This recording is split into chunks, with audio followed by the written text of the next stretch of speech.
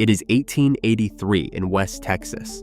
Cattle fortunes are booming, and land changes hands as fast as the wind. But at the Pitchfork Ranch, two men draft a radical charter: never borrow a dime, never sell an acre.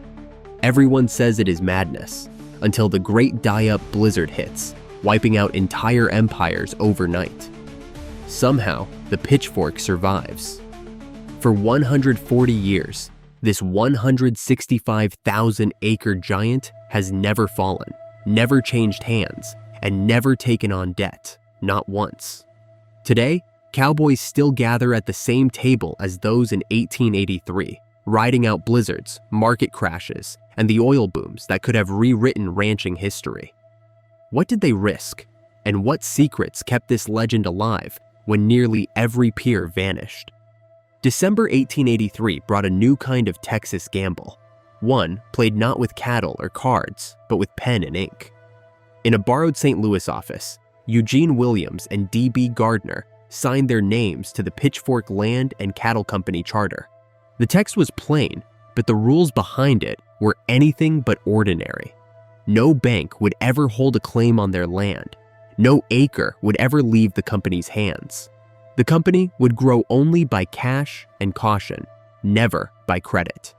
Most ranches in the cattle boom stretched their luck with borrowed money and risky expansion. Williams and Gardner wrote a different code, one that would outlast drought, depression, and every market panic that swept the West.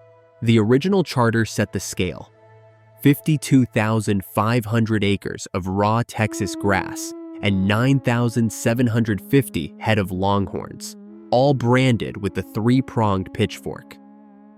Gardner, a Texas surveyor with an eye for water and shelter, chose ground just under the Caprock, valleys carved by the South Wichita River, with natural breaks to shield cattle from northern winds.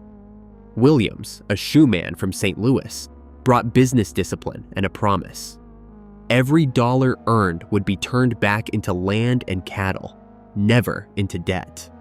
6 men made up the first board: A.D. Brown as president, Williams as vice president, A.P. Bush Jr. as secretary, Gardner as general manager.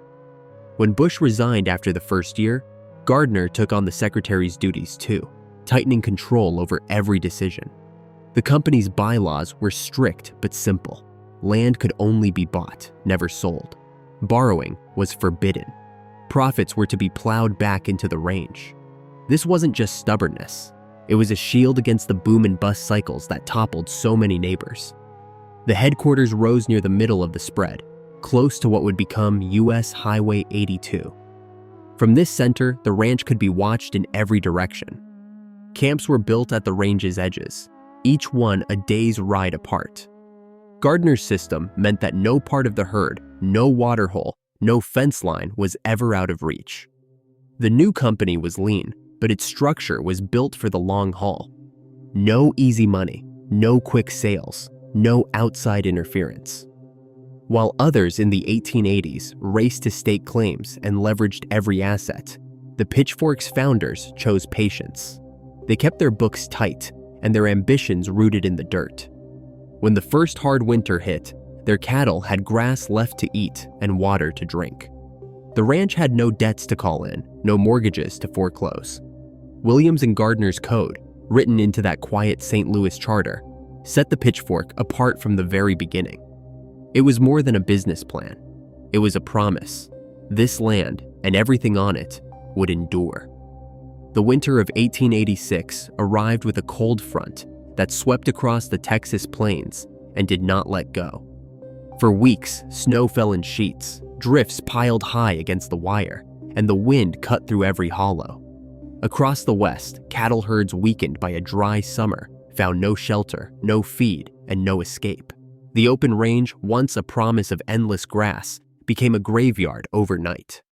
In the northern panhandle, fences meant to keep herds in became death traps instead. Cattle drifted south, pressed against the wire in desperate knots, smothering and freezing as the blizzards raged on. Cowboys rode out and found carcasses stacked for miles, sometimes 250 per mile along the fence. Some ranches lost 3/4 of their herds in a single season. The Diamond C and Bar CC were nearly wiped out. Panic swept the cattle towns, bankers called in loans, and the smell of dead cattle hung over the land well into spring. Yet on the Pitchfork, the story played out differently. Gardeners' choice of ground, those valleys tucked under the caprock, with breaks for shelter and the South Wichita running through, gave the herd a fighting chance. When water holes froze, there was still running water in the river. Where the wind scoured the open prairie, the Pitchfork's draws and ridges broke the worst of the storm. The cattle here had not been pushed to the edge by overstocking or drought. There was grass left to paw through, and enough cover to survive the coldest nights. The books stayed closed to the banks. No creditors arrived to tally up the losses. While neighbors watched their spreads carved up by foreclosure, the Pitchfork's land remained whole. No mortgages, no forced sales, no outside hands dictating the future. The company's bylaws, stubborn as they seemed, had become a lifeline. No land sold meant every acre was still in play for recovery. No debt meant the ranch could weather the storm without surrendering its independence. When the thaw finally came, the tally was grim across Texas. Most of the cattle empires built on borrowed money and speculation were gone. The Pitchfork, battered but intact, stood as proof that patience and discipline could outlast even the harshest winter. In the years that followed, the ranch kept growing, adding land, rebuilding herds, and doubling down on the code set in that St. Louis charter. The Great Die-Up had rewritten the rules of ranching, but at the Pitchfork, those rules had been written down from the start. Survival here was no accident. It was the result of choices made before the first snow ever fell.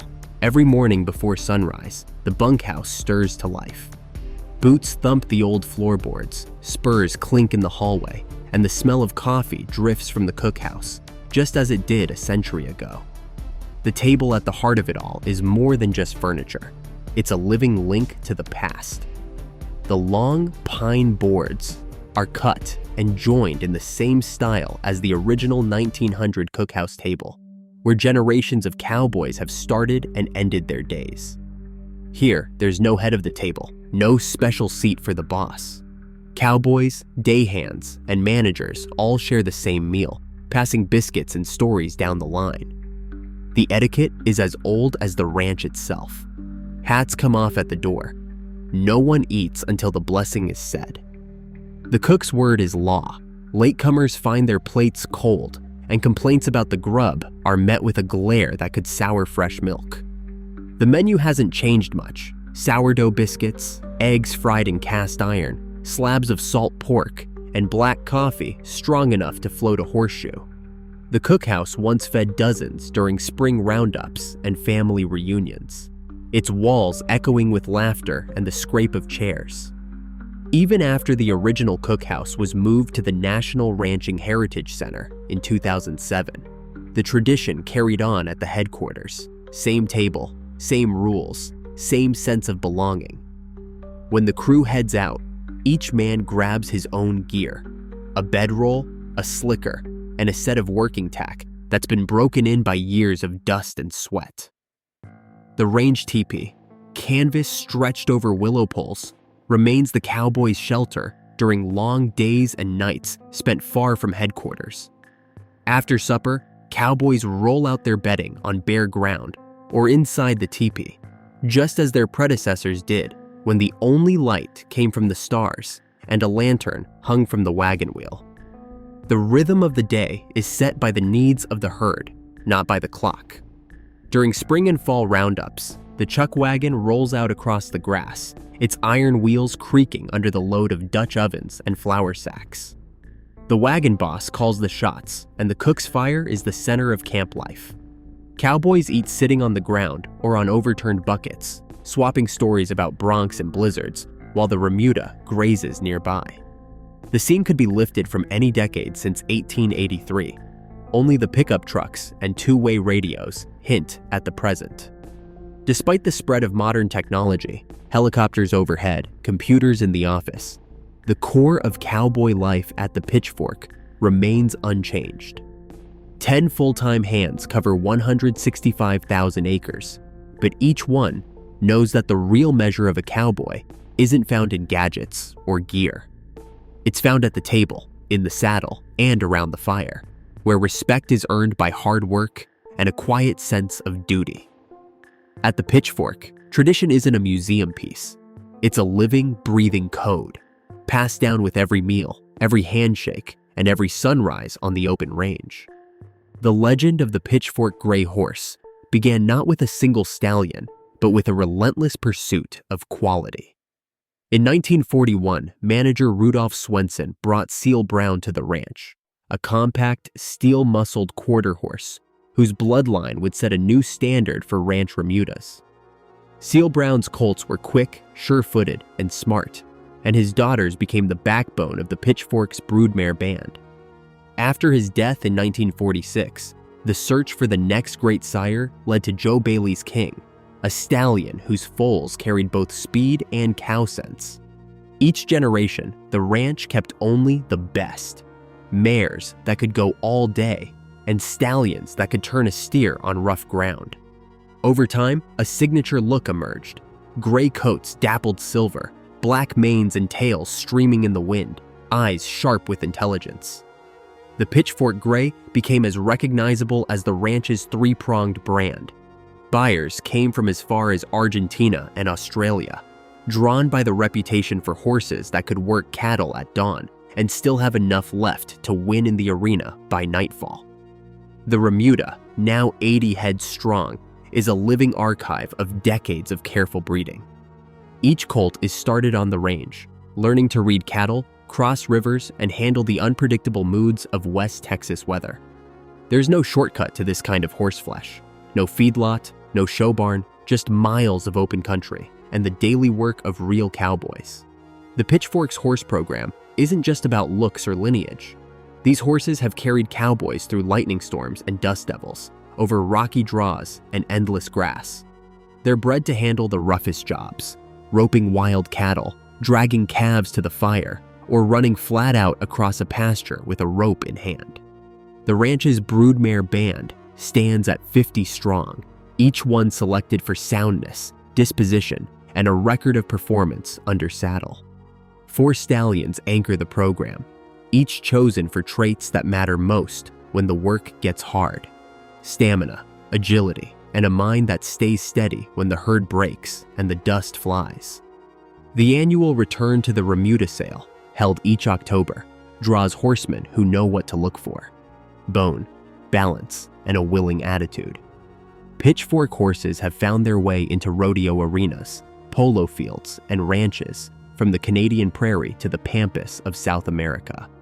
But their first purpose remains unchanged: to serve the cowboys who ride out before sunrise, trusting their mounts to get them home safe at the end of a long day.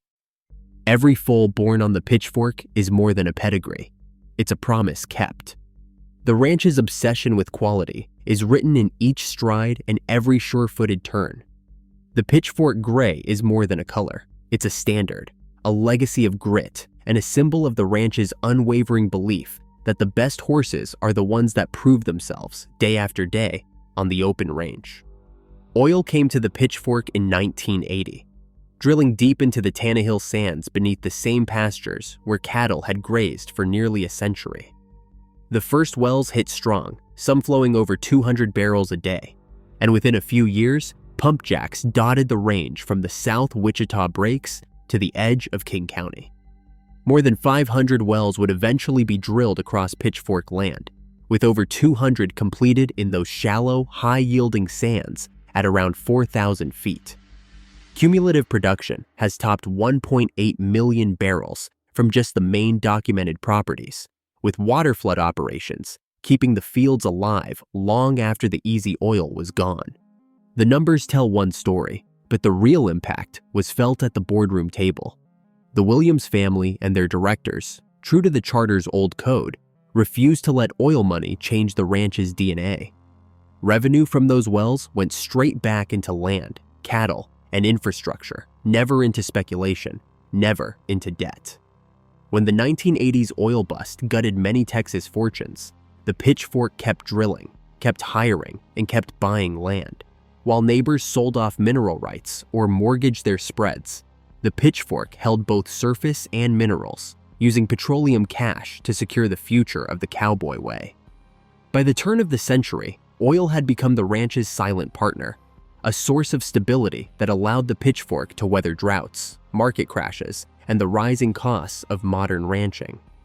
The company's policy stayed the same: no acre ever sold, no outside debt, and every dollar earned, whether from cattle, horses, or crude, reinvested to keep the land whole.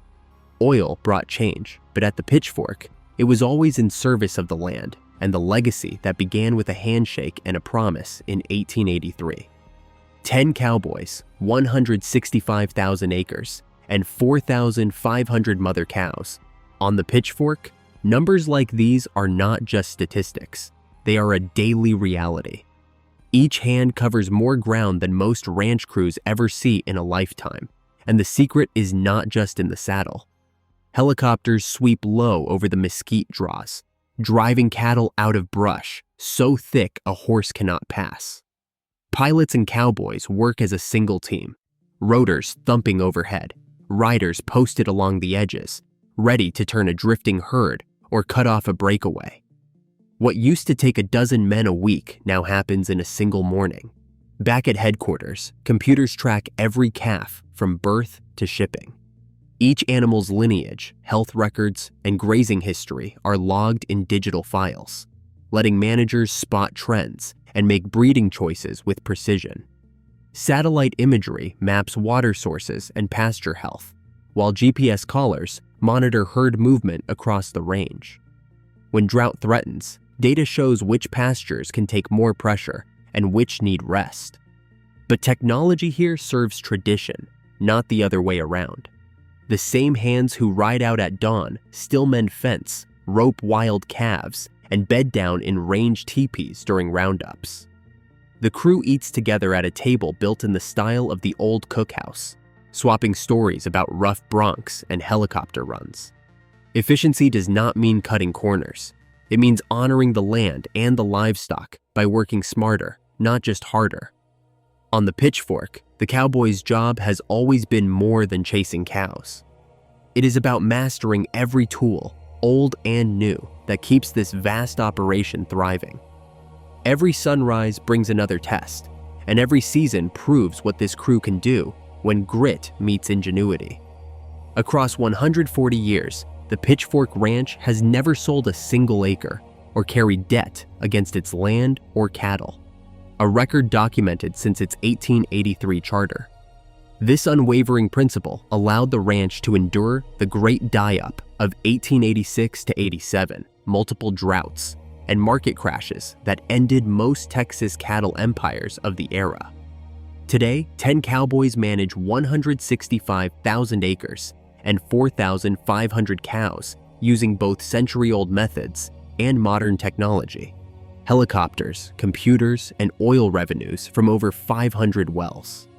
Yet, cowboys still eat at replica tables from 1900 and sleep in range teepees during roundups. The details of every business decision or family meeting remain proprietary, but the public record confirms that tradition and innovation have coexisted by design, not chance. The Pitchfork stands as living proof. When a ranch holds to its founding code, even the harshest frontiers can become home for generations.